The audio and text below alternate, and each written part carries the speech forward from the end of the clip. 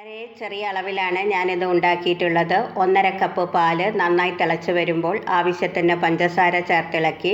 പഞ്ചസാര അലിഞ്ഞു കഴിഞ്ഞാൽ ഏലക്കായ പൊടി ചേർക്കണം. ഇനി ഇതിലേക്ക് 1 ടീസ്പൂൺ കസ്റ്റേർഡ് പൗഡർ പാലിൽ കലക്കി ഒഴിക്കണം.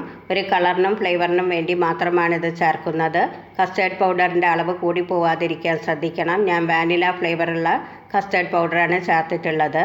ഇനി ഒരു നല്ല പഴുത്ത നേന്ത്രപ്പഴം ചെറിയ കഷ്ണങ്ങളായി മുറിച്ച് പാലിലിട്ട് വേവിക്കണം. ഞാൻ കൂടുതൽ സമയം വേവിച്ചിട്ടില്ല. നിങ്ങൾക്ക് അങ്ങനെ താല്പര്യമുണ്ടെങ്കിൽ ചെയ്യാം.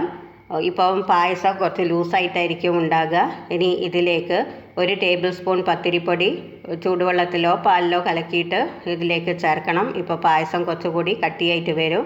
ചൂടായ നെയ്യിൽ അണ്ടിപ്പരിപ്പ് ഉണക്കമുന്തിരിങ്ങ വറുത്ത് ചേർക്കാം. എൻ്റെ അമ്മയൊക്കെ തേങ്ങാപ്പാലും ശർക്കരയും ചേർത്തിട്ടാണ് ഇത് ഉണ്ടാക്കാറ്. നിങ്ങൾക്കും ആ രീതിയിൽ വേണമെങ്കിൽ ട്രൈ ചെയ്ത് നോക്കാം.